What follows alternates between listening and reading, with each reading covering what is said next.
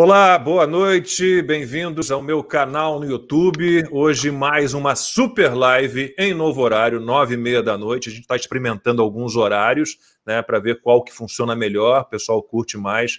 Hoje, mais uma vez, dois convidados muitíssimo especiais, muito especiais mesmo, dois ídolos meus. Ana Paula Henkel, eu conheço já há muitos anos, eu tenho uma ligação muito forte com o vôlei, né, tenho uma irmã que jogou vôlei, sou cunhado de um campeão olímpico, o Carlão, né, que foi campeão olímpico em 92 em Barcelona. Eu bati uma bolinha também na quadra, joguei um pouquinho na praia. Ana Paula Henkel, medalhista olímpica, né, uma super campeã, 3 títulos do Grand Prix, títulos na praia. E de repente a Ana, eu comecei no esporte, fiquei 14 anos no esporte, fiz o super vôlei, entrevistei a Ana naquela época, ela jogando. E vê-la, Ana, como uma analista política, tão articulada, com tanto conhecimento, né, com tanta argumentação, com tanta informação, é um prazer, é uma honra. Muito obrigado por estar aqui comigo hoje. E Benê Barbosa, eu já citei o Benê outro dia numa live, acho que o Benê é o cara, para mim, pelo menos dos que eu conheço, que mais entende de armamento, né, de tiro, é aquela pessoa que conseguiria convencer até o mais desarmamentista dos desarmamentistas. Ele tem argumentação muito forte para convencer qualquer um, né, que legítima defesa é uma liberdade individual, é um direito que a gente tem que ter. Mas não se preocupem, hoje o papo não vai girar só em torno, né, de armas, da posse, do porte de armas, absolutamente não é isso, claro, é o assunto principal, mas a gente vai falar muito mais do que isso, vamos falar de liberdade, né, de liberdades individuais, vamos falar de um Brasil melhor, com mais justiça, né, com menos criminalidade, com menos impunidade. O Benê tem um discurso muito bacana sobre isso, diz que o Brasil não é um país violento, é um país com criminalidade alta e muita impunidade, isso precisa mudar, né? Então vamos destruir algumas mentiras, vamos destruir a desinformação, vamos questionar um pouquinho o tamanho do Estado, né? E esse controle todo que ele tem sobre todos nós, e cada vez mais, isso me preocupa muitíssimo. Então, Benê, Ana, muitíssimo obrigado por estarem aqui comigo. E eu vou começar falando um pouquinho daquela reunião ministerial do dia 22 de abril, né, que acabou sendo divulgada por ordem do Celso de Mello, do STF, e tem uma fala do presidente Bolsonaro que eu selecionei aqui, e eu vou começar, Ana, me desculpa, ladies first, mas hoje eu vou começar com o Benê, e eu tenho um roteirinho mais ou menos fechado. A gente começa falando um pouquinho sobre essa declaração do presidente Bolsonaro naquela reunião ministerial, e ele disse o seguinte: se eu fosse ditador, eu desarmaria a população, como todos fizeram no passado, antes de impor a sua respectiva ditadura.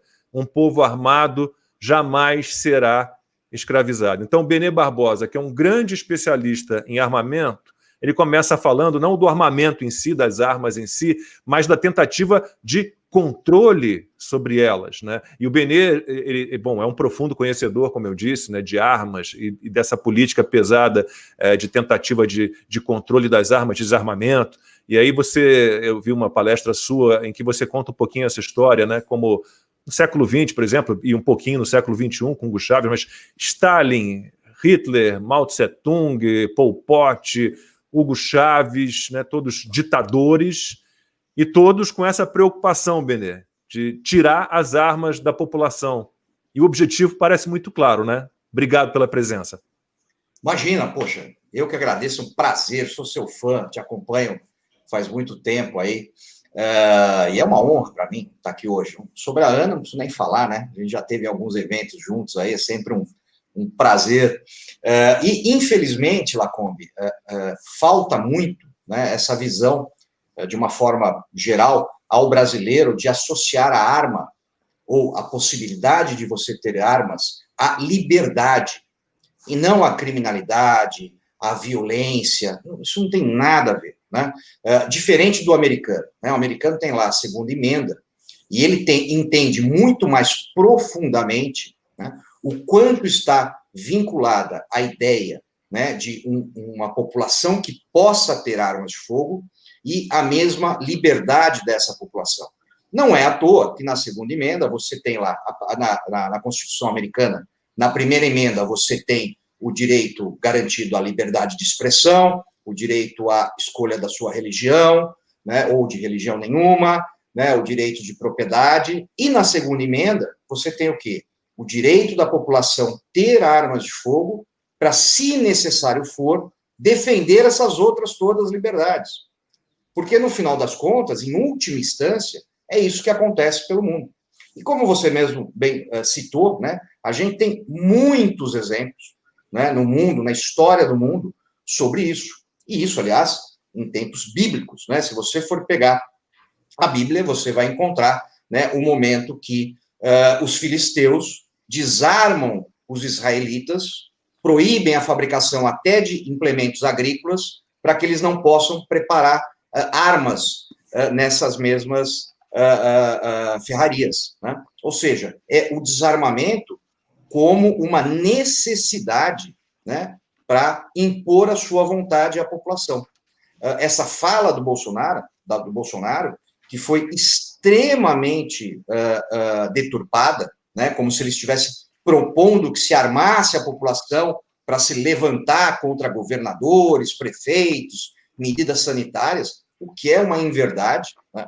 O que ele disse foi muito claro, né? Essas medidas que foram adotadas, restritivas de liberdades fundamentais, né, desprezando qualquer opção individual, né, elas foram adotadas, foram aceitas pela grande parte da população de uma forma absurdamente pacífica, né, ou passiva, melhor dizendo, né, ou seja, as pessoas aceitam as restrições da liberdade de uma forma muito tranquila no Brasil, né, sem qualquer tipo de contestação. A partir desse momento, você percebe que realmente, né, é muito fácil, se você tiver um governo ditatorial, autoritário, é muito fácil impor essas restrições para a população, né, como já aconteceu tantas vezes no mundo. Ana, o Benê citou aí a segunda emenda à Constituição Americana, né, que garante ali o direito à população, aos policiais à legítima defesa, né, com arma de fogo, se for o caso, né? Como é que é? Mas assim, vocês têm o federalismo nos Estados Unidos e que os estados têm autonomia, né? Então você tem estados que têm a posse e porte de armas, outros não têm, em que o acesso é restrito, né? Como é que se dá essa divisão, mais ou menos? Como é que é o panorama nos estados em que a arma ela é mais acessível, naqueles que é proibido? Como é que você traçaria esse panorama nos Estados Unidos? Lacombe, primeiro um prazer, né? A gente se conhece há tantos anos, né? Através do esporte, a gente sempre se cruzou aí nas quadras, nos estúdios, Olimpíadas. Então, hoje eu diria que você tem um papel fundamental no jornalismo do Brasil, numa coisa importantíssima que é exatamente quebrar a espiral de silêncio que muitos conservadores e liberais são colocados, que fatos são colocados, estatísticas são colocadas, tudo isso, a história é colocada nessa espiral do silêncio. Então, eu quero deixar aqui o meu agradecimento para você estar desempenhando esse papel tão importante nessa quebra aí, né, dessa espiral do silêncio. E o Benê é um mestre, né? Um prazer estar aqui, sempre estar do lado dele. É o norte para se falar de arma e liberdade nesse sentido, o Benê é o norte. Lacombe, a gente pode voltar, inclusive, na própria história dos Estados Unidos, dentro da Revolução Americana. A segunda emenda ela existe porque, dentro da Revolução Americana, houve tentativas dos britânicos exatamente de confiscar as armas dos colonos, né, das milícias. Então, existe uma batalha muito famosa, a Batalha de Lexington e Concord, que os britânicos foram para Lexington para pegar dois dos líderes ali dos Filhos da Liberdade, né, o Samuel Adams e o John Hancock, e dali eles iam para Concord, porque eles souberam que as armas dos colonos estavam lá. Então, eles foram para lá para tomar as armas, tomar a pólvora e, assim, conter a rebelião, né? E a segunda emenda acaba nascendo exatamente dessa tentativa dos britânicos de confiscar em grande escala as armas dos colonos. E a gente vê que a primeira emenda, como o Benê falou, e a segunda emenda protegendo a primeira, elas vêm exatamente da Revolução Americana, né? A liberdade de você falar, de você questionar, né, os impostos que os britânicos, que a coroa estava colocando ali nos colonos americanos, de você questionar a maneira, a imposição, a tirania do parlamento britânico em relação a isso. E aí a gente vê, Lacombe, que esse espírito da defesa inviolável da liberdade lá da Revolução Americana, esse espírito viajou a história toda, né? É uma única Constituição, os americanos têm uma Constituição apenas. Antes dela, né, teve os artigos da Confederação, mas Constituição mesmo é só uma. E a primeira emenda e a segunda são emendas importantíssimas hoje na sociedade, elas são discutidas hoje diariamente. Para você ter uma ideia, Lacombe, dentro dessa pandemia histórica, ali, né, no pico, né, abril, quando se fechou tudo, lockdown para todo mundo, fecha o comércio, fecha a loja, fecha tudo, os governadores fizeram uma lista, como você estava falando, o federalismo ele dá essa autonomia, essa liberdade para os estados de conduzir, né, as suas políticas com uma maior liberdade. Eu até costumo falar para os meus amigos no Brasil que nos Estados Unidos o presidente ele manda menos do que as pessoas imaginam. Mas dentro dessa pandemia, os governadores fizeram as listas do que era essencial ficar aberto, ou seja, hospitais, farmácia, e do que tinha que ser fechado, e eles deram ordens executivas para que algumas coisas, alguns estabelecimentos fossem fechados dentro da pandemia. E o governador aqui da Califórnia, um estado extremamente progressista, de New Jersey também, colocou loja de armas na lista de não essenciais, que vai ser fechado sim. Lacombe, na mesma hora, a NRA, né, a Sociedade de Rifles, né, a sociedade daqui dos Estados Unidos, e mais milhares de cidadãos entraram com medidas judiciais contra esses governadores, e aí juízes federais, né, das instâncias estaduais imediatamente falaram que aquela medida executiva violava a segunda emenda, era uma medida inconstitucional, e juízes federais por todo o país disseram que as lojas de armas tinham que ficar abertas e serem colocadas na lista de comércio essencial para o americano. Agora, vamos parar para pensar um pouquinho, Benê. O cidadão armado, o cidadão comum armado, de que maneira ele é mais simbólico isso? Porque como é que ele vai se contrapor a um Estado totalitário, tirânico, né, que tem um poder bélico provavelmente bem maior do que o da população civil? Qual é o simbolismo? De que maneira isso se dá? Então, vamos lá. Primeiro, é a questão simbólica mesmo, né? É aquela ideia de o Estado não é e não pode ser detentor do monopólio da força, né? Então, esse é o primeiro recado, né? O Estado ele tem a justiça, ele tem as suas forças, porém, essas forças não podem ser únicas, né? Não podem ser exclusivas, exatamente como é nos Estados Unidos e em alguns outros países, como Suíça, aqui o próprio Paraguai, o nosso vizinho Uruguai, que, aliás, pouca gente sabe, né? Mas o Uruguai é o 10º país mais armado do mundo, né? É o mais armado da América Latina, né? Com pouquíssima criminalidade violenta. Mas ele tem esse simbolismo. E tem realmente a parte prática, né? Como é que você começa a entender um pouco mais essa ideia, né? Dizer assim, poxa, mas será que os cidadãos armados seriam suficientes para enfrentar uma força estatal, né? O exército americano, por exemplo, né? Primeiro que assim, o exército americano, o soldado americano, o militar americano, via de regra, ele não se enxerga como parte do governo. Ele se enxerga como cidadão. É um cidadão que está servindo ao seu país. Portanto, dificilmente ele se rebelaria ou atacaria o próprio povo, né? Segundo, quantos soldados há hoje nos Estados Unidos, né, em serviço, né? 500 mil soldados, vai. Quantos cidadãos armados há nos Estados Unidos? Milhões. Milhões. O que ganha uma guerra, via de regra, é o quê? A infantaria. É a que ocupa aquele território. Para você, imagina você tentar ocupar o Texas, né? Qual seria o dispêndio, né, o gasto, energia, desgaste internacional para você fazer uma coisa dessa. É inimaginável.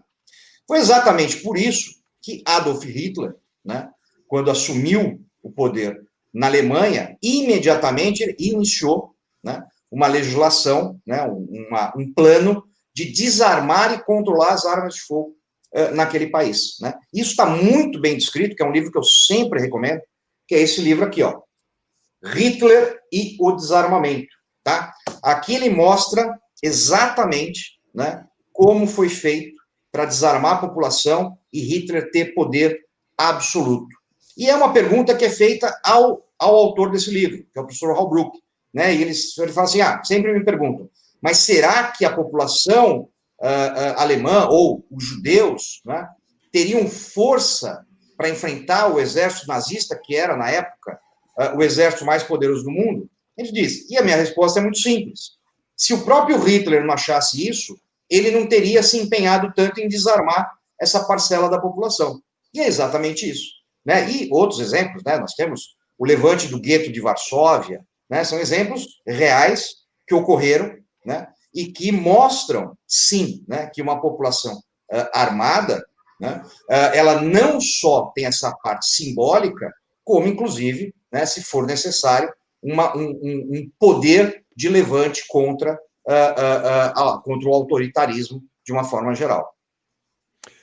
Ô, Ana, e pensando aqui na morte do George Floyd, né, no Black Lives Matter, em todos os protestos que houve, né, protestos violentos, quebra-quebra, saque, algo absurdo, né? A gente viu cenas aqui no Brasil de muitos americanos, né, onde o acesso à arma é facilitado, defendendo suas propriedades, né, sua casa, seus negócios armados. E foi a salvação. Aí você vai olhar os protestos nesses lugares em que as pessoas se protegeram com as suas armas, né? E os protestos em cidades e estados que não têm esse acesso, foi completamente diferente. Naquele momento ali era muito importante. A cena era um pouco forte e é engraçado, eu percebo que ainda há assim, uma certa resistência a esse tipo de tema. As pessoas, é um tema polêmico, um tema sensível, mas há muita desinformação. Né? Aquela cena era de uma legítima defesa, né? Da propriedade, algo tão importante quanto a propriedade. Porque, como a gente estava falando, né, o americano ele preza muito o que está na sua Constituição. É uma Constituição que é enxuta, é seca, tem 27 emendas só. E a própria Declaração de Independência preza o quê? A vida, a liberdade e a busca da felicidade. Isso que o Thomas Jefferson colocou na Declaração de Independência, ele vem dos direitos naturais de John Locke, que é o quê? Vida, liberdade e propriedade. Então, o Thomas Jefferson trouxe isso, né, dos direitos naturais de John Locke. Então, o americano ele tem isso impregnado no DNA, né, a defesa da vida, da liberdade e da propriedade. E aí a gente vê, né, nesses protestos que as pessoas colocam isso em prática.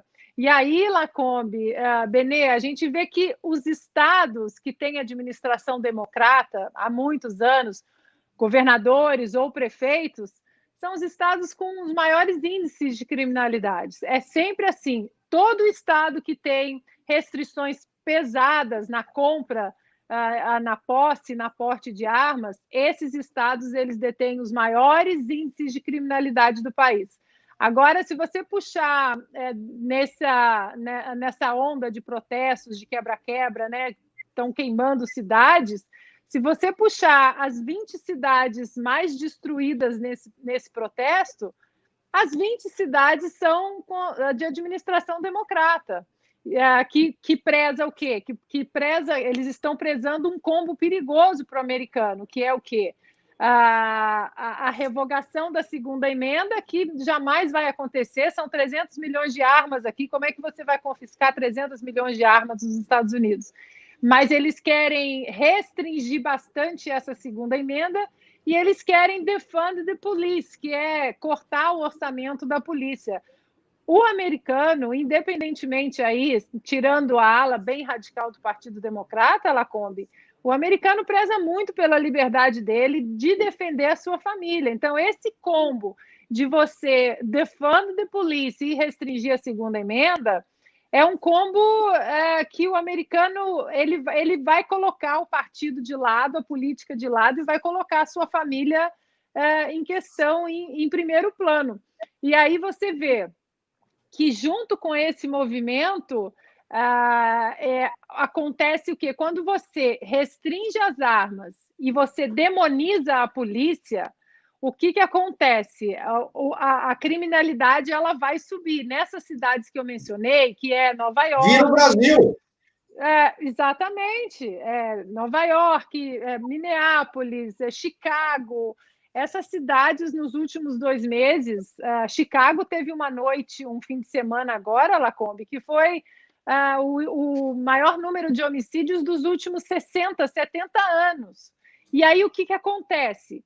Paralelamente a você restringir o porte, a posse, o direito de você defender a sua propriedade, você demoniza a polícia, aí acontece o que é chamado aqui de Ferguson Effect, que é o efeito Ferguson, que é quando aquele rapaz negro foi assassinado em 2012, depois foi provado que ele entrou numa luta corporal com a polícia, mas incendiou também o mesmo tipo de protesto aqui. Dali em diante, se demonizou tanto a polícia que a polícia parou de policiar exatamente essas vizinhanças, esses bairros, comunidades mais pobres, comunidades negras, porque o rico ele vai fazer o quê? Ele vai comprar sua arma, ele vai contratar uma equipe armada para proteger o seu estabelecimento, o seu condomínio.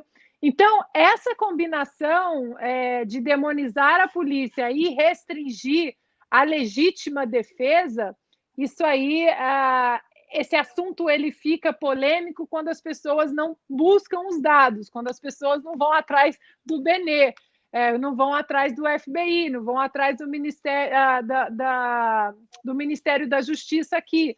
Então, esse é o tipo de debate que, como você muito bem colocou, Lacombe, o BNE ele muda a cabeça de qualquer desarmamentista, porque é um debate que, quando se traz fatos, contra fatos não há argumentos, né? E os números provam que a defesa, né, da vida com as armas, ela acontece muito mais frequente do que as pessoas imaginam. Antes do Benê falar um pouquinho mais sobre isso, então, né, sobre esses índices de criminalidade que no Brasil, que foram assim, eles crescem enquanto aumenta a restrição às armas. Nos Estados Unidos já parece que o caminho é o inverso, né? Quanto mais armas, menos criminalidade. Mas eu queria, rapidamente com a Ana, aproveitar aqui o momento que falamos do Black Lives Matter. Houve um processo assim de muitos veículos de comunicação importantíssimos, que já foram importantes, né?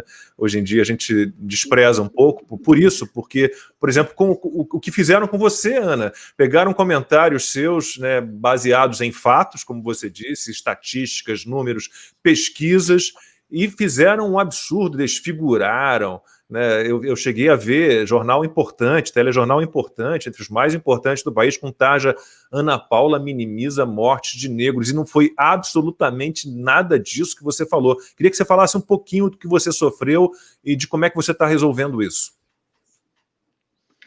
Bom, estou resolvendo com o famoso processinho.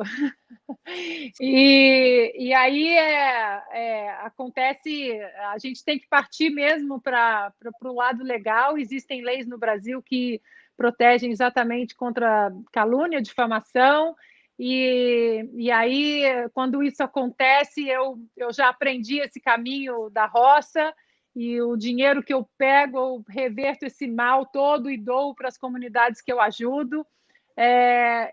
O problema, Lacombe, é que conservadores, liberais, a gente se atrela muito a fatos, né? Estatísticas, história.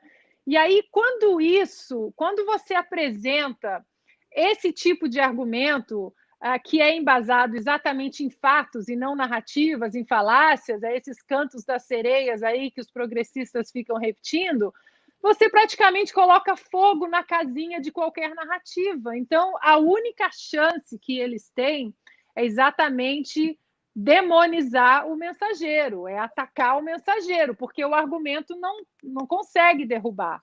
Então, isso é uma coisa que eu estou acostumada, desde que eu comecei a defender firmemente as mulheres no esporte, né, contra a política, não é contra trans, é contra a política que autoriza homens biológicos a participar de eventos esportivos com mulheres. Foi a mesma coisa. Então, eu sei do lado que eu estou, eu sei que é o lado dos fatos. A verdade ela não é relativa, a verdade e fatos ela anda ali atrelada com as estatísticas, e aí a única coisa que sobra é exatamente atacar, demonizar o mensageiro, mas aí, como diz um dos pais fundadores dos Estados Unidos, o John Adams, fatos são coisas teimosas. Não adianta as nossas paixões, os ditames das nossas vertentes, os fatos eles são teimosos, eles vão continuar ali na sua frente. E olha, hoje pela primeira vez, eu prometo sempre, hoje eu estou recebendo aqui várias perguntas do pessoal que está acompanhando, daqui a pouco eu vou começar a fazer perguntas das pessoas que estão acompanhando essa super live. Benê, então falamos aqui, a Ana falou de fatos, estatísticas, números. Você tem uma memória muito boa e você pode falar um pouquinho, então, dos índices, por exemplo, no Brasil, desde que começou ali a restrição, acho, um pouquinho antes do Fernando Henrique, mas ganhou força com o Fernando Henrique, eu acho, né? Então você vai restringindo mais e a criminalidade só faz aumentar. E nos Estados Unidos, os estados que têm acesso mais fácil, a criminalidade nesses estados, pelo que sei, também ela faz o caminho inverso, ela reduz, né? Essas estatísticas são assim mesmo. São assim mesmo, né? Só queria fazer um complemento, né, o que a Ana estava falando, sobre a questão dos protestos, né, e como a gente viu aí algumas comunidades de armas em punho, né, defendendo os seus negócios, as suas propriedades, suas casas, né, e é interessante, né, porque assim, quando aparece uma cena dessa, né, então as pessoas protestando no meio da rua, passando, né, e aqueles comerciantes ou proprietários de casa com seus fuzis ali, esperando, evitando que isso degringolasse com quebra-quebra, queimar a casa, saques e etc. Ninguém percebe o mais interessante disso. É que é o seguinte, aquela pessoa armada, ela está lá, de acordo com a segunda emenda, defendendo o seu sagrado direito da propriedade. E aquela pessoa que está no meio da rua passando, ela continua protestando do mesmo jeito. Ou seja, você tem a primeira e a segunda emenda respeitadas plenamente. Você não viu nenhuma daquelas pessoas armadas, inclusive das milícias, né, que tem um conceito completamente diferente, que foi, infelizmente, criado aqui no Brasil, né, você não vê nenhum daquelas pessoas das milícias armadas tentando impedir que as pessoas protestem. De forma nenhuma. Elas estavam lá com seus cartazes, os seus gritos de ordem, os seus protestos, sem problema nenhum. Ela só não podia partir para o quebra-quebra, para a invasão, né, para o saque. Né? Isso que é o mais fantástico, né, de tudo isso daí. Questão de dados é muito interessante. Assim, eu tenho, inclusive, uma palestra que eu faço esse paralelo entre o que foi adotado nos Estados Unidos como uma política nacional, embora a gente tenha as peculiaridades estaduais, né? Lá o Estado ele legisla, inclusive, sobre a questão penal, diferente do Brasil, né? Mas você faz um paralelo, então, se você pegar a década de 80, 1980, os Estados Unidos tinha 9,8, 10 homicídios por 100 mil habitantes. O Brasil tinha 11 homicídios por 100 mil habitantes, praticamente a mesma taxa. Então, Brasil e Estados Unidos, em 1980, tinham a mesma taxa de homicídios. O Brasil ele toma o seguinte caminho, né? Primeiro, restrição às armas, que começa fortemente no governo Fernando Henrique, né? Basicamente em 1992, né? E o quê? A velha ideia plantada aqui no Brasil, que o problema de criminalidade é um problema sociocultural, é um problema de desigualdade, é um problema de pobreza, o que é absolutamente falso, né? Mas se cria essa ideia, portanto, o criminoso ele não tem que ser punido. Cadeia não resolve. Quantas vezes a gente já ouviu isso? Né? Construam escolas e não cadeias. Né? A gente cansou de ouvir isso. Então, o Brasil segue por esse caminho. E aí você tem uma população desarmada, sendo desarmada, passando um perigoso simbolismo aos criminosos que ela estava indefesa. Enquanto isso, você tem uma demonização da polícia, principalmente da polícia militar, que é colocada como braço opressor do Estado, da ditadura e etc, etc, etc. Ao mesmo tempo que você cria uma legislação que é completamente favorável aos criminosos, em especial depois da nossa catastrófica Constituição de 1988. E aí você chega, óbvio, ao caos que a gente chegou, com mais de 60 mil assassinatos por ano, com 30 homicídios por cada 100 mil habitantes, uma das maiores taxas do mundo. Enquanto isso, os Estados Unidos toma o caminho oposto. O que ele faz? Os estados começam a liberar o porte de armas, porque assim, comprar uma arma e ter uma arma nos Estados Unidos é garantido pela Constituição, sempre foi, e quase nenhum estado ou cidade conseguiu fazer algo contra isso. Só que acontece, então, por exemplo, na Califórnia. Na Califórnia é muito comum a pessoa poder comprar uma arma, ter essa arma em casa, mas ela não pode portar. Portanto, quando ela vai para a rua, ela está aí à mercê dos criminosos, da mesma forma que qualquer um. Os Estados começam a ampliar o direito ao portar armas, ou seja, a pessoa andar armada nas ruas. Ao mesmo tempo, a maioria dos estados, principalmente os estados governados por republicanos, adotam a política da broken window, da janela quebrada, que aqui no Brasil ficou conhecida como tolerância zero. Né? Ou seja, o pequeno crime ele tem que ser tão punido, ou certamente punido, como um grande crime. Porque é óbvio, né? A criminalidade, de uma forma geral, ela é o quê? Ela é um contínuo, né? Ela é uma continuidade do crime. Então, assim, ninguém começa sendo um grande traficante, um grande assassino, um grande ladrão de banco, nada disso. Ele começa o quê? Com um pequeno furto, com a depredação de um carro, com uma pichação. Portanto, se você coíbe esse tipo de pequena criminalidade, você evita que esse criminoso continue nesse caminho. E aí o que acontece? Enquanto o Brasil atinge 30 homicídios por 100 mil habitantes, no mesmo espaço de tempo, os Estados Unidos sai de 11 e cai para 4,8 homicídios por 100 mil habitantes, que é uma taxa que ele não tinha desde a década de 60. Enquanto isso, milhões, e estou falando de milhões, não é uma forma exagerada, são milhões de armas vendidas todos os anos nos Estados Unidos. Né? Só para ser uma ideia, só agora, durante a pandemia, né, se estima mais ou menos, né, 11 milhões de armas vendidas, só nesses primeiros meses. Né? É algo inimaginável para o Brasil. Né? O Brasil, via de regra, os jornalistas, quando souberam que no primeiro semestre se vendeu 75 mil armas no Brasil, meu Deus, que histeria, né? Aquela gritaria, agora vai todo mundo matar todo mundo, e não é nada disso. Bom, vou passar aqui perguntas do pessoal que está acompanhando. Primeiro para a Ana, a Benê pode comentar em seguida. São duas perguntas iguais, muito parecidas, do Vinícius Trautwin, ou Trautwin, não sei. Como o Brasil poderia ter a sua segunda emenda? E o Vitor Orfan faz a mesma pergunta. O que falta para o Brasil ter uma segunda emenda como nos Estados Unidos? Ana, depois Benê. Será que é possível? Eu acho que essa é uma área bem aí, o Benê acho que sabe esse caminho direitinho e pode até instruir, né, para que a gente consiga esse direito, já que é um direito que também é para proteger a nossa liberdade, né, de a nossa propriedade, a nossa família. É interessante, antes de passar para o Benê, duas coisinhas. Em 2013, eu não sei se o Benê sabe disso, em 2013, no governo Obama, o Obama, pagando, né, o velho pedágio ideológico progressista, ele falou, não, vamos fazer uma pesquisa, chamou o CDC, né, que é o Centro para controle de doenças. É como se fosse o Ministério da Saúde, digamos assim.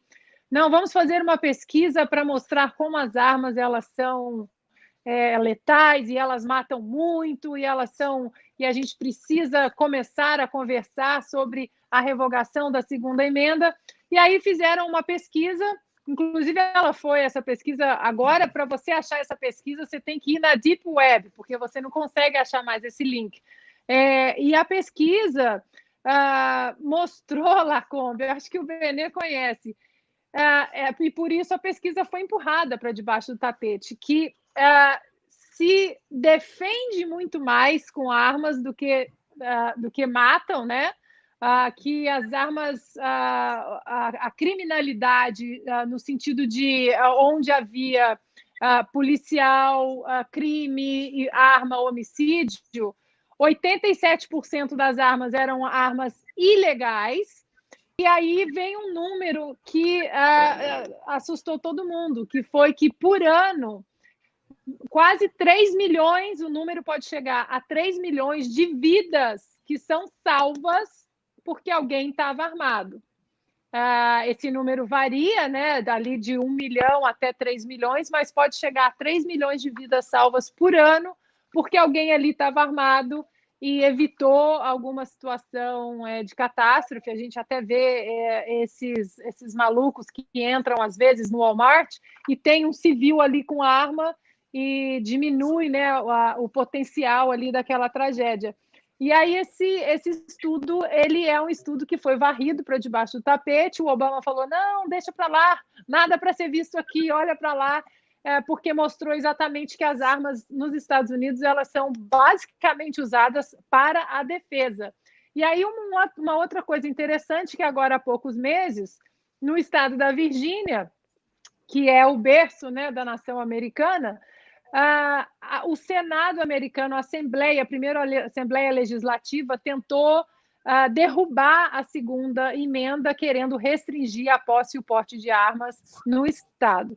E aí vocês, eu não vou me alongar, mas vocês podem entrar aí, quem está nos assistindo, no Google e procurar as imagens dessas manifestações que os cidadãos ali da Virgínia fizeram, de várias cidades, foram até Richmond e fizeram uma manifestação gigantesca com milhares de pessoas armadas, milhares de pessoas armadas, e não teve um tiro, não teve um papel no chão, exatamente para protestar, para, na verdade, proteger a segunda emenda.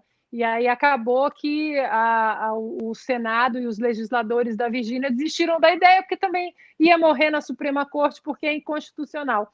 Então, para a gente ver que essa defesa, nós brasileiros, a gente tem que começar a entender que se a gente começa a dar margem para um Alexandre de Moraes virar um tiranete, colocar mordaça na gente, um inquérito que ninguém sabe qual é o objeto do inquérito, essas pequenas coisinhas a gente não pode proteger nossa família, não pode ter arma.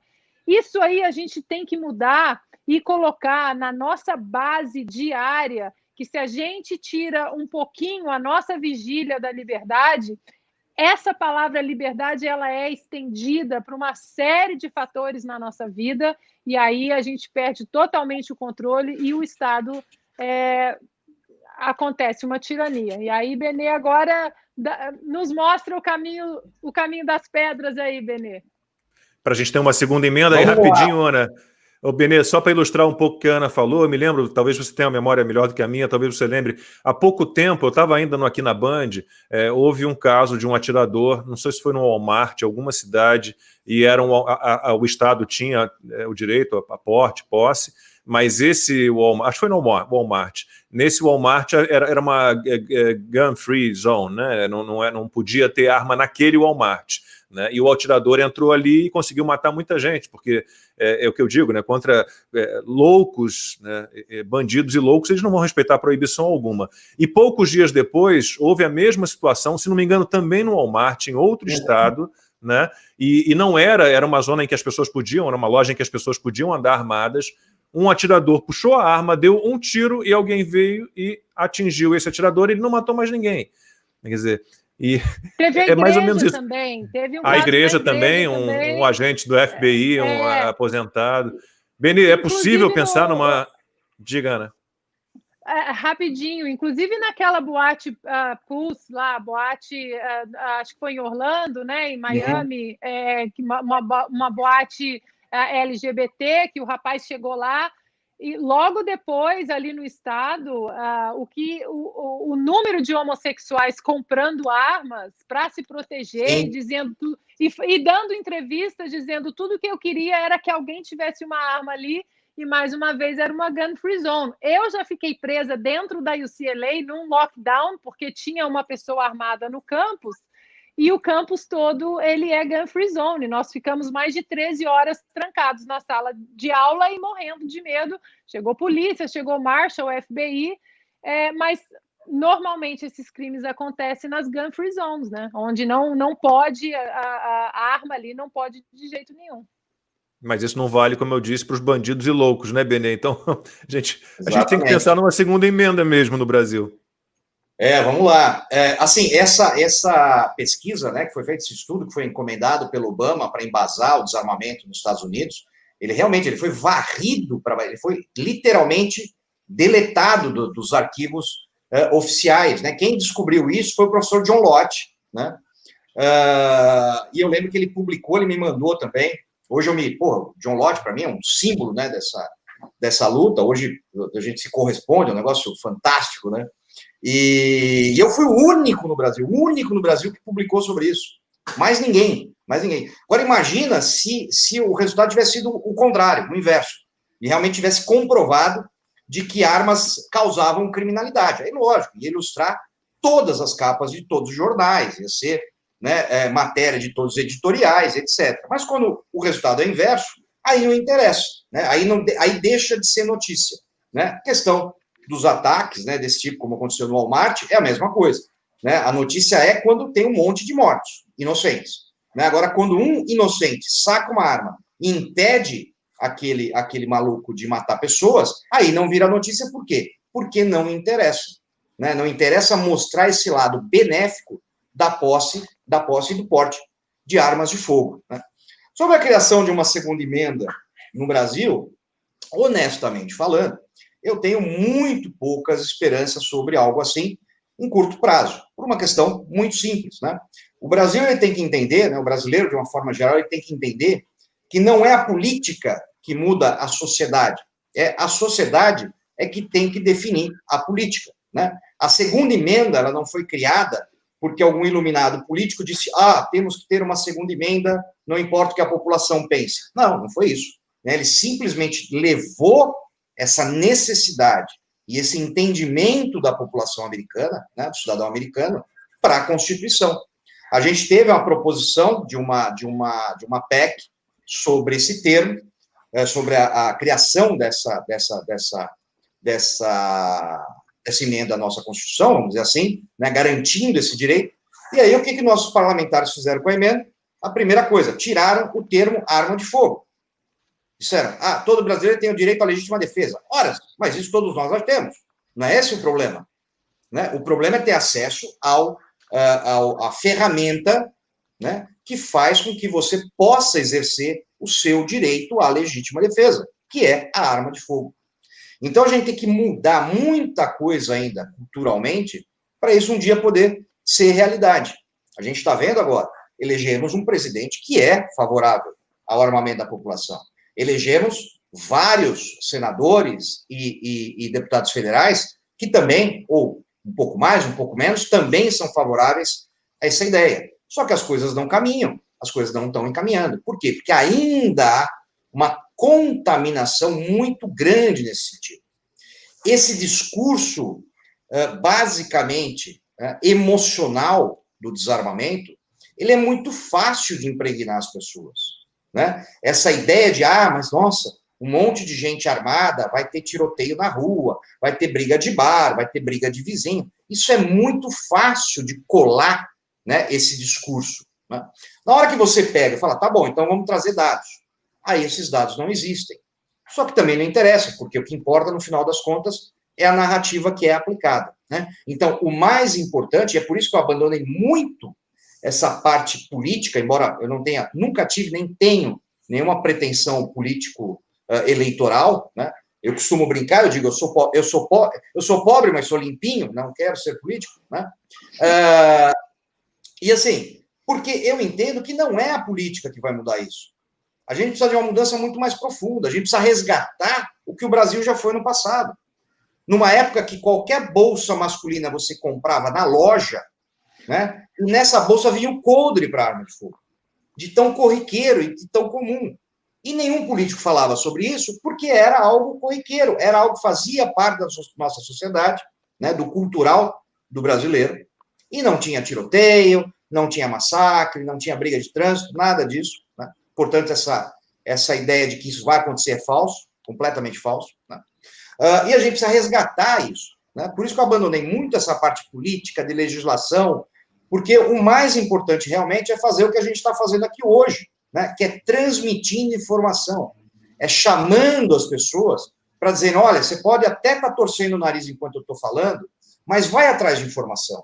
Não precisa acreditar em mim, não precisa acreditar na Ana, não precisa acreditar em você. Eu sempre falei isso em todas as minhas palestras, né? Não acreditem no que eu estou falando. Vão procurar informações, e aí vocês vão ver quem está certo e quem está errado. Muito simples. Sabe que uma vez eu estava apresentando aqui na Band e tinha um câmera que trabalhava comigo, Portuga, que era muito espirituoso, e ele veio para falar para mim, porque a Silvia tinha falado qualquer coisa de não, porque se liberarem as armas, a gente vai ter bang bang, e eu respondi, não, bang bang a gente já tem hoje. E o Portuga depois veio me corrigir, falou, não, a gente não tem bang bang hoje, a gente só tem bang, porque a gente só leva tiro, só tem bang, não tem bang bang. É só um lado. É só um lado. Então fica muito complicado. E a gente teve esses dias, né? Fábio Weingarten, que é um parceiro, um grande amigo, ele é secretário executivo de comunicações, né, do governo federal, e ele tem porte de arma, ele tem todas as licenças, ele pode andar armado, ele reagiu a uma tentativa de assalto e prendeu um ladrão. E como o Benê falou, se você for olhar as notícias sobre esse caso, né, são todas elas uma crítica, pelo menos as que eu vi, uma crítica ao Fábio. Né? Algo absurdo, Benê. Como se fosse um absurdo ele ter reagido e prendido um criminoso, né? Porque ele estava, ou seja, ele mostrou que as armas são instrumentos eficazes para a defesa. O que a gente não pode continuar tendo é essa legislação elitista, né, que a gente tem. Então, hoje, eu consigo ter uma arma de fogo? Consigo, né? Só que para isso eu gastei tempo, gastei dinheiro, né? Eu tenho estudo, eu tenho instrução, eu tenho casa, eu tenho dinheiro para fazer isso, eu tenho tempo para fazer isso. E os que não têm? Só que eu não tenho porte, né? Por quê? Porque o porte hoje, infelizmente, né, é para quem está no poder. Então, eu não conheço nenhum ministro que não tenha porte, eu não conheço nenhum senador que não tenha porte, eu não conheço nenhum deputado federal que não tenha porte, né? Agora, o cidadão não. O cidadão continua à mercê dessa legislação absurdamente elitista. A gente precisa mudar isso. E é interessante, né, porque essa parte cultural, eu ministro um curso, que é um curso básico de tiro, né, uma gun experience, né, que é tão comum nos Estados Unidos, né, que é uma experiência com armas, né, onde as pessoas vão lá, pessoas que nunca atiraram, pessoas que nunca viram uma arma. Já tivemos alunos que tinham medo de arma e foram lá para perder esse medo, para entender o que é esse mundo, né, o que é isso. E as pessoas saem de lá com uma visão completamente diferente do que eles tiveram até agora, né? Que a arma não é sinônimo de violência, não é sinônimo de criminalidade, não é sinônimo de opressão, é muito pelo contrário, é super divertido, né? É gostoso você atirar, é divertido você acertar um alvo, e além de tudo, você percebe que é um instrumento relativamente fácil de você usar para, se for necessário, defender a sua vida, defender sua casa, defender sua família, né? Quem é que espera que a polícia esteja 24 horas por dia, né, na porta da sua casa para defender sua casa? Isso nunca vai existir. É uma promessa falsa. Né? Essa ideia, você não tem que ter uma arma, você tem que cobrar a segurança pública. Não tem nada a ver uma coisa com outra. Não existe uma polícia, né, onipresente. Né? Não tem como existir, e, aliás, não pode existir, né? Porque aí seria o Estado controlando tudo. Quem ficou curioso sobre o meu curso, eu acho que o pessoal já colocou aqui, inclusive na descrição aqui da live, né? Os links aí, tem ali o link também para esse curso, quem quiser, será muito bem-vindo e tenho certeza vai se divertir muito. Me disseram que na descrição do vídeo, Benê, na descrição do vídeo tem seu curso, os cursos da Ana, redes sociais de vocês, então o canal de vocês, todo mundo pode, né, encontrar facilmente aí os links para se inscrever, para começar a seguir. Diga, Ana. Tem uma coisa que, quando a gente entra nesse debate sobre armas, parece que a gente está colocando uma arma na cabeça das pessoas e obrigando a pessoa a comprar uma arma. Gente, compra a arma quem quiser. Se você é contra ter uma arma em casa para proteger a sua família, não compra. Isso é uma coisa que eu vejo acontecer muito. A segunda falácia, que quando falam, que eu vejo brasileiro falando da segunda emenda, parece que eu vou ali no Target e compro uma arma ali agora para mim, e não é assim. Aqui também existe um processo, um critério que você tem que seguir. E uma outra coisa da importância da segunda arma, da segunda emenda, é que a própria emenda já é profilática. Mesmo que se você não quer ter uma arma em casa, por N razões, a segunda emenda, ela te dá essa profilaxia, porque a pessoa ela pensa duas vezes se você tem uma arma. A pessoa não sabe se você tem uma arma em casa. É uma medida profilática nesse sentido. Como todos os americanos podem ter uma arma em casa para defesa da sua propriedade, os assaltos eles têm um caminho muito mais difícil de serem concretizados, porque o assaltante não sabe se você tem uma arma em casa. E aí, para a gente falar de números, que eu aprendi também ali no livro do Benê, e que aí esses números eu deixo para as mulheres, o primeiro é que, segundo o Ministério Público, 83% dos feminicídios, né, que falam, assim, denominados feminicídios, 83%, Lacombe, acontece sem arma de fogo. É por faca, por mãos, por asfixia, por pedaço de pau, 83%. Martelo. E aí, outro número... Tem. Eu devorei o livro do Benê. E aí, um outro número que, para mim, é impressionante é que, no caso de estupro, né, nós, mulheres, a gente está ali, né, sempre com esse medo, né, hoje em dia, somente 4% dos estupros eles se concretizam quando a vítima estava armada, ou seja, 97% dos estupros, das tentativas de estupro, não concretizaram porque a vítima estava armada. Ou seja, aí eu deixo aqui a minha homenagem à minha querida amiga Mariana Brito, que fala: meninos vestem azul e mulheres vestem armas. É assim que a gente tem que se proteger. É isso aí. O Benê tem uma frase também sobre isso, né? Como é que é a sua frase sobre homens e mulheres armados, Benê? Eu costumo brincar, né? Porque assim, eu não me conformo, né, como o movimento feminista ele pode ser contrário ao acesso às armas de fogo, né? Exatamente porque a gente é comprovado isso, né? Que assim, quem mais se beneficia de poder ter e poder andar armado são as pessoas mais fracas, né? Mais fragilizadas, né? O que é uma mulher de 1,5 m, né? Com 50 quilos para enfrentar um homem de 1,80 m com 150 quilos? É impossível, né? A única chance dela sobreviver, né, é você ter uma arma de fogo, né? E eu costumo brincar porque assim, a maioria dos homicídios é cometido por homens, né? Então eu digo assim, homens armados, se eu fosse feminista, né, o meu slogan seria o seguinte, né? Homens armados matam, mulheres armadas sobrevivem, né? Então você que é feminista está nos ouvindo, pode adotar, nem precisa dizer que é meu esse slogan. Ô Benê, vamos derrubar mais duas mentiras. Uma é a seguinte, é que o brasileiro não tem a educação do americano, a educação do suíço para ter armas. E a outra é que uma arma em casa, né, um bandido pode entrar na sua casa e levar essa sua arma, e essa arma ser usada em outros crimes, ou uma criança na sua casa pode ter acesso a essa arma, como se você não tivesse facas, tesouras e remédios, tarja preta e produtos de limpeza na sua casa e não deixasse seus filhos pequenos, né, terem acesso a isso. Então vamos derrubar essas duas, falta de educação para o brasileiro, né, não é como o americano e o suíço, então não pode ter arma porque não vai ter preparo, né, e essa da arma está em casa casa e poder ser roubada ou poder ser usada né, por uma criança, por um adolescente. Então vamos lá, né? Primeiro que assim, quem diz assim, não, o brasileiro não tem cultura para ter uma arma de fogo, né? Porque o americano, bom, primeiro que ele já não conhece os Estados Unidos, e eu tenho certeza que a Ana pode falar muito melhor do que eu, né? A ideia, né, que o americano médio é aquele nova-iorquino, né, lá do Sorro, todo, né, todo frufru e tal, isso é uma bobagem, né? Isso é uma bobagem. O americano médio é o Homer Simpson, né? O americano médio é o Homer Simpson. Você pega os estados ali do centro-oeste, ali, né, a terra dos, até pejorativamente chamados de rednecks, né, é aquele cara sem instrução quase nenhuma, sem dente na boca, com 50 filhos, casado com a prima, e com fuzil nas costas, ele não atira em ninguém.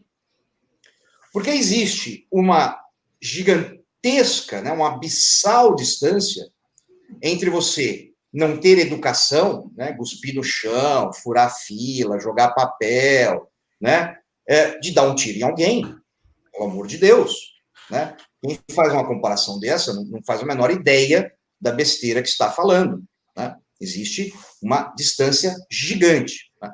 Se você for pegar, por exemplo, então tá bom, não quero comparar com o americano, não quero comparar com o suíço, ok, vamos comparar aqui com o nosso vizinho Paraguai, né? O Paraguai já é até folclórica, né, a facilidade que você tem para comprar uma arma de fogo no Paraguai. E é verdade mesmo, é extremamente fácil, tanto para paraguaios como para estrangeiros. Né? Para paraguaios de forma legal, para estrangeiros de forma ilegal. Se você for pegar os índices de desenvolvimento humano do Paraguai, são todos piores que o brasileiro. Né? Eles têm uma taxa de analfabetismo maior, eles têm uma taxa de desemprego maior, eles têm uma taxa de escolaridade menor, né? É tudo pior que o brasileiro. Né? Portanto, né, se a tese fosse essa, que é uma questão de educação, o Paraguai teria muito mais homicídios que tem o Brasil. Porém, o Paraguai tem a terceira menor taxa de homicídios da América do Sul. Só perde para o Uruguai, que é o país mais armado da América do Sul, e para o Chile. Só para os três. Tem 5 vezes menos homicídios que o Brasil. E vou mais longe, né? Vou mais longe. As taxas de homicídio do Paraguai só não são menores nacionalmente porque eles deram azar de fazer a fronteira com um país chamado Brasil. Se você pegar a faixa de fronteira com o Paraguai, é onde estão localizadas a maior parte dos crimes de homicídio, que são o quê? Guerra de quadrilhas, envolvimento com tráfico de drogas, ou seja, de forma generalizada, é bandido matando bandido ou sendo morto pela polícia. A verdade é essa. Então, não existe essa ideia, né, de que você precisa ser uma pessoa cultural, bem esclarecida, estudada, para saber o que é certo e o que é errado. Né? Isso é impossível. Isso foi criado lá pela esquerda na década de 60, nas nossas academias, né, no meio acadêmico, para colocar sobre o capitalismo todos os males do mundo, inclusive da criminalidade. O que acabou gerando um efeito, talvez não esperado por eles, que é o do preconceito contra pobres. Ora, se eu digo que o problema da criminalidade é um problema de pobreza ou de falta de educação, o que eu estou dizendo? Que os mais pobres, os menos cultos, têm mais chance de cometer crimes, o que não é verdadeiro. O que muda é o tipo de crime. Porque, assim, se eu resolver cometer um crime, eu não vou para o farol assaltar, roubar carro, né? Eu vou fazer o quê? Eu vou me corromper, eu vou fazer gestão fraudulenta, eu vou dar golpe na praça, ou seja, é o crime não violento que não aparece no noticiário. E aí dá a impressão que você pega, por exemplo, Rio de Janeiro, o Morro da Rocinha tem muito crime. A Zona Sul não tem crime. Bobagem, tem crime, é que não aparece. São crimes diferentes. Né? E aí causa esse preconceito de que crime é coisa de pobre, de pessoa não estudada, o que é absolutamente falso. E a questão das armas em casa. Então, primeira coisa, se o governo fala para você, olha, você não pode ter uma arma em casa porque essa arma vai ser roubada ou vai ser furtada, o governo está já dizendo que não pode te proteger. Primeiro, ele está assumindo isso, o que é absolutamente verdade. Segundo, por essa lógica, né, então você não pode ter nada. Porque se eu tiver um carro e esse carro for usado para um assalto a banco ou para um sequestro, a culpa é minha. Se eu tiver um celular furtado, esse celular vai parar dentro de presídio e é usado para comandar uma chacina do lado de fora, então a culpa é minha porque tive o celular furtado, roubado. Isso é uma bobagem, isso não pode acontecer. Você está sendo duplamente punido. Você já foi punido pelo criminoso, que te roubou aquilo que é seu, e depois você é punido porque a culpa de ser roubado é sua, o que é completamente falso. Segundo, o que comprovou, isso é comprovado, o que comprovou o nosso malfadado Estatuto do Desarmamento, que vale no Brasil desde 2003, que o criminoso não necessita de um mercado legal para se abastecer de armamento. O Brasil, nessa época, fechou 90% das lojas de armas. Fechou a venda de armas para civis, chegou um ano a ter menos de 1.000 armas vendidas, ou seja, praticamente zerou. 600 mil pessoas, coitadas, acreditaram na promessa do governo de uma segurança pública eficaz e entregaram lá as suas armas. E alguém viu bandido sem armamento, desabastecido? É óbvio que não. Por quê? Porque o bandido ele sempre vai encontrar uma forma de se abastecer de armamento, seja pelo contrabando, seja pelo desvio, seja pela corrupção, seja pela fabricação. Hoje se fabrica armamento no Brasil de forma criminosa. Então, essa ideia Mas até de... aqui, né, Benê? Oi?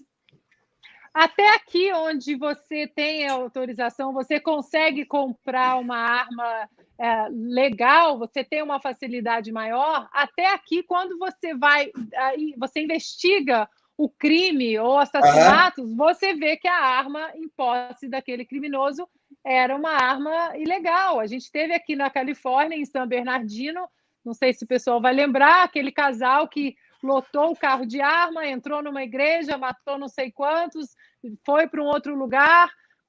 Obama foi para a televisão e começou a demonizar, para variar, a segunda emenda. Quando entraram dentro da investigação, o arsenal todo daquele casal era ilegal.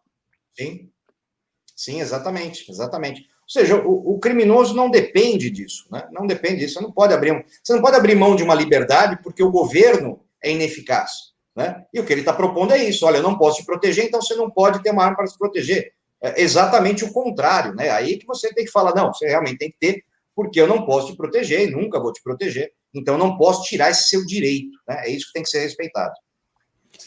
Bom, o acesso a armas aqui no Brasil era uma promessa de campanha, estava na plataforma do presidente Jair Bolsonaro, é algo complicado de implementar, né? A gente tem esperança de que isso aconteça.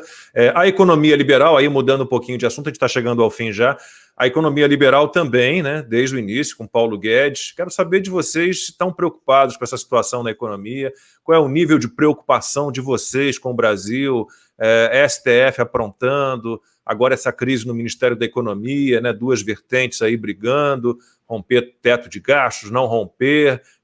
Como é que está o nível de preocupação de vocês, Ana? Primeiro você.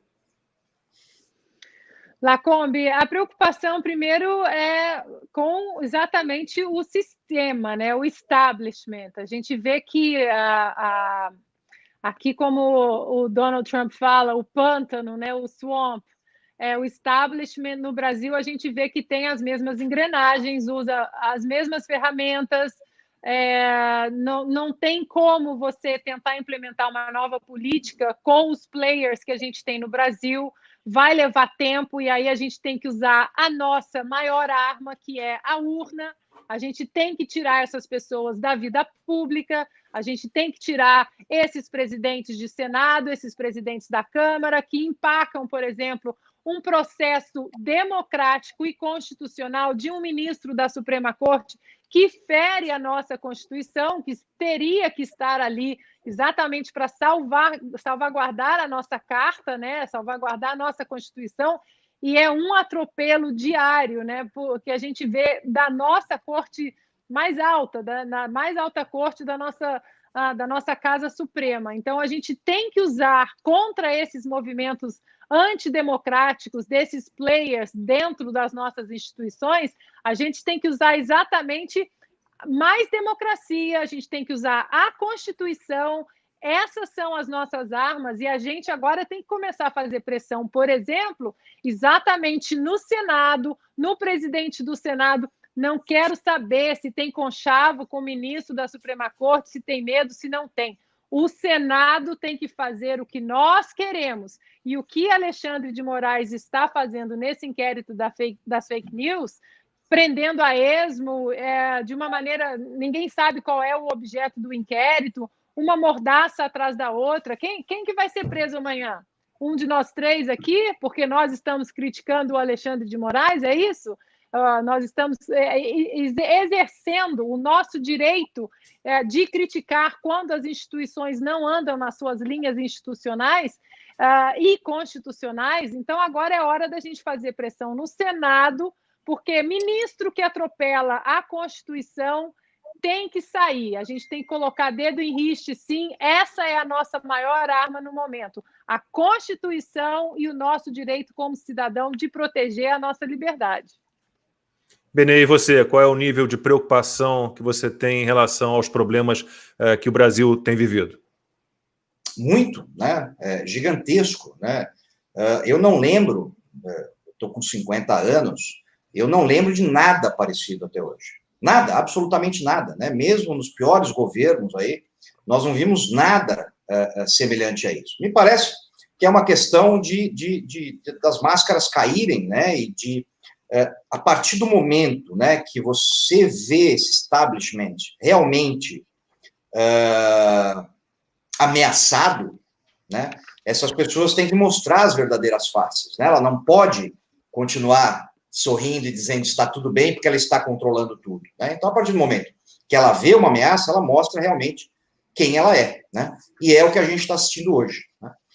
É preocupante, é muito assustador, é muito assustador. É muito assustador, né? Você imaginar que você pode ser preso a qualquer momento, sem saber nem porquê, né?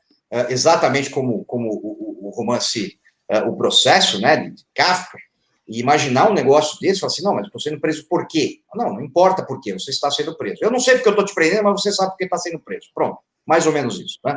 Então, isso é uma coisa extremamente assustadora, né? E que as pessoas não podem se calar. E mostra, mais uma vez, aquilo que a gente está falando até agora, né? Essa necessidade, né, de se lutar pela liberdade de uma forma sem precedentes, porque é exatamente o que a gente está vivendo hoje. Seja a liberdade de expressão, seja a liberdade de autodefesa, né, seja a liberdade de tudo, é a liberdade individual, né? É isso que tem que gerir um país. Né? Não são políticos, não são lideranças, não, é cada um de nós, né? É esquecer essa ideia de que alguém tem que fazer alguma coisa. Não, quem tem que fazer alguma coisa é você, para começar, né? Quem me acompanha aí nesses anos, eu estou nisso há quase 30 anos, e eu fui uma pessoa que eu saí do nada, né?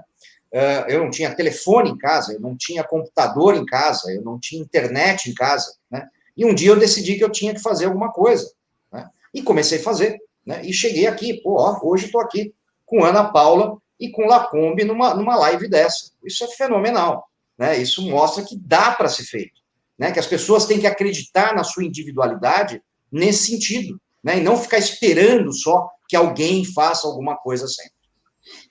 Olha, deixa eu ler alguns recadinhos aqui. Eu espero que a gente tenha seguido as diretrizes que o Átila Martins da Cunha mandou logo no iniciozinho, antes da gente entrar ao vivo. Ele pediu, olha, só lembrando, galera, pelo amor de Deus, controlem os ânimos, sejam educados com os desarmamentistas, porque acredito que a maioria deles é assim por falta de conhecimento. E tem muita gente mandando recado, infelizmente não deu para ler todas as perguntas, óbvio, são milhares de perguntas, mas então aqui abraço para o Norberto Moretti, de Florianópolis, onde eu morei por 5 anos, um abraço para o Robson Rodrigues, de Araucária, região metropolitana ali de Curitiba, para a minha amiga Maria Dalcha Filó, lá de Floripa também, Luísa Souza, que acompanha de Chicago, Tonicão Colares, meu mestre lá de Jiu-Jitsu em Floripa, Santa Catarina, um abraço, Tonicão. Gabriel Kanner, Movimento Brasil 200, né, um grupo de empresários conservadores. Eu tenho um projeto muito legal com o Gabriel.